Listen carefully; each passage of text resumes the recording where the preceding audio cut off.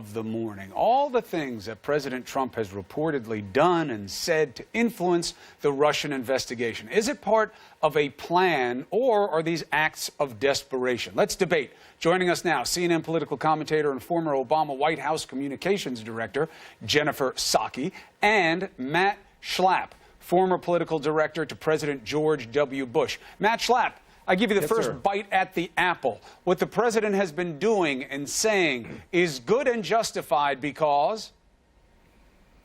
Well, I mean, I think there has been some bungling over in the West Wing on how they've handled this basic question of their interaction with Russia. I think at the end, Chris, I've heard you say it throughout the hour, there are two things that I'm focused on. Is I'd like to hear just one little piece, a shred of proof that there was kind of inappropriate collusion, of which we've heard zero. And every one of these people who testifies, when they answer that question, they answer saying, actually, there's no evidence of collusion. You know, I think the second piece of this is the underlying charge is somehow this Trump presidential campaign, which was one of the most unorthodox campaigns we've ever seen in the history of our country, that somehow they needed the Trump campaign the Russians needed the Trump campaign to figure out if they wanted to hack us, how to hack us, and who to hack. That premise is pretty absurd. I think Vladimir Putin has been trying to hack into our society for a very long period of time. He knows the targets. They know what they're doing. I don't think they needed the Trump campaign's help for any of that. So even the premise is... All right, Jen Psaki, I want your response, but one important clarification. I have heard nobody in any position of authority say, I've looked at everything, there is no proof of collusion. No one. I've heard them say, I don't know. I've heard Brennan say it. I've heard Clapper say it, because they were intel guys. They weren't part of the FBI part. I've never heard Comey give any position on it because the investigation isn't over. But that point I agree with that. I agree with that. But that's not what you say, and that's never the spin out of the White House. It's always no collusion. But you are innocent. You are innocent in this country until people have proof. What they're saying is so far we don't have any proof. That's true, but it's an ongoing investigation. So, absolutely. Your response. Look, I think members of the intelligence community, many of whom I worked with for years, are the meticulous, they're thorough, and they're very careful. This is what you sort of touched on here. What we heard from Brennan yesterday was really an alarming concern, and it worked through the natural process. This is ongoing. It's going to take months. The FBI investigation will take months. The Senate Intelligence Committee's work will take months. But we've already learned a lot that we didn't know in the fall that has created more alarm bells, which is at one point Trump said there were no contacts. We know that's not true. At one point, he said there was no financial ties. We know that's not true. The Senate Intelligence Committee has requested information. So there's a lot of threads that have unraveled here. It is right that we have to see where this goes, but the more time passes, the more we learn, the more concerned people get, and the more it requires focus of the American public, members of Congress, and certainly the FBI in this investigation. Michael Hayden said it's likely, Matt Schlapp, that this ends up in a position where people did things that were wrong, but not illegal, not to a point where they would be guilty of anything. We'll have to see. Let me ask you one question, though, in terms of this being about the president and debating his tactics. He says, according to the New York Times, to Russian authorities, that Comey, he's a nut job. I fired him, and now the pressure's off me from that Russian investigation. Boy, oh boy, if President Obama had ever said that, Matt Schlapp's beard would hop off his face and run down the street. How do you justify that kind of behavior from a president of the United States? America first. Well, first of all, I mean, I think Obama did take some heat when his exchange was overheard, and we all got to hear him telling Medvedev that he would have more flexibility after the election, and we all understood what those words. You think that sizes up to James Comey, the head of the FBI? He's a nut job.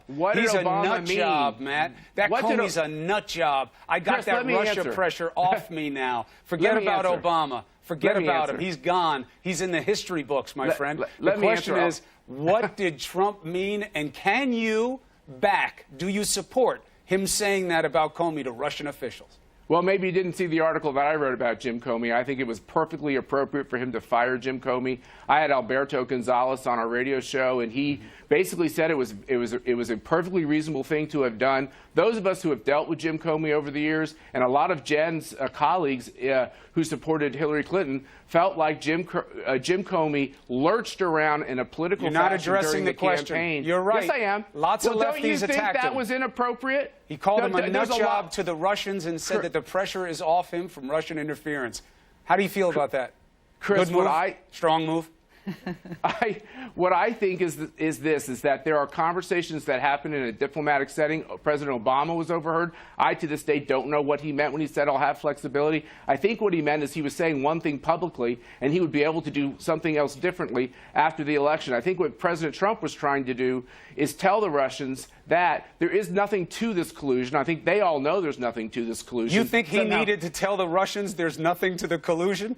You think that they don't know exactly what happened and why they would be the perpetrators? Yeah, they're having an honest conversation about how silly it all is. Oh, okay. It's so silly. Oh, it's good to know that you believe that the president and the Russians are on the same page about what happened. That's good. Do you think that the Russians needed the help from anyone in the Trump campaign to do any of their hacking that they do in our society? Do you think they needed any help? I don't know what happened, and I'm going to have to wait for the outcome of the investigation. Well, we're all in that position. No, you're not. You're trying to spin it every chance you have. I got this whole righty attack machine trying to twist everything that happens on this show. I come on your show, and I try to answer your questions, and you ask me a tough question. I'm trying to give you an answer. I know you did. You all have to wait and for the investigation. you answered it by saying, but Obama, ... But wait, now we get to you, Well, Psaki. it's true, because Obama, the Democrats, ... Yeah, but it isn't, because not in response to my question. You can't just... It's not a response to the question of what Trump did. How does a president in a diplomatic situation, why does he say words that seem strange? And what I'm saying is, why did Obama and other presidents But it's not a response to the question. things? It's not a response to the question. Like, and one of your kids comes up and you're accusing them of spilling something, and they tell you that one of their brothers did something else the day before. No wonder the American people get tired of all this. I'm thinking you're part of that reason right now, my friend. But hold on, Jen Psaki. Whatever. Democrats overplaying their hand on this. Impeachment, impeachment, impeachment. You've got no basis for impeachment. Obstruction, obstruction, obstruction. We don't know that there's any real obstruction. Overplaying the hand, exaggerating the potential outcome, is that as much a mistake of what Brother Schlapp is doing? As much a mistake, no. But I do think there is a risk of overplaying our hand here. Impeachment is hard. It requires the Republicans moving forward on that. We've seen moves. High crime or misdemeanor. By some Republicans in Congress. There's a lot we don't know here. But again, there are pieces that continue to unravel. I thought one of the most interesting developments this week was what Burr and Warner had to say yesterday. When they didn't rule out contempt, they said they were going to move forward with subpoenas of Flynn's business. If anybody thought that committee was going to ride into the sunset, they're very wrong. But even that, legally, the guy wants to plead the Fifth, Flynn, and you're going to try and hold him in contempt? You can't do that. Well, look, I agree that there is a value in being able to plead the Fifth throughout history. Flynn is somebody who criticized Clinton officials for pleading the Fifth, so there's an irony there. What I think we saw from the committee, though, a Republican and a Democrat, is a commitment to getting to the bottom of the facts. Yes, there's more time this needs to pursue, but there are a number of Democrats who are being responsible. There are Republicans who are being responsible. Those are the people I think we should look to at this point in time. And there are those who are not, and that's why we need good leaders. Jen Psaki, Brother Schlapp.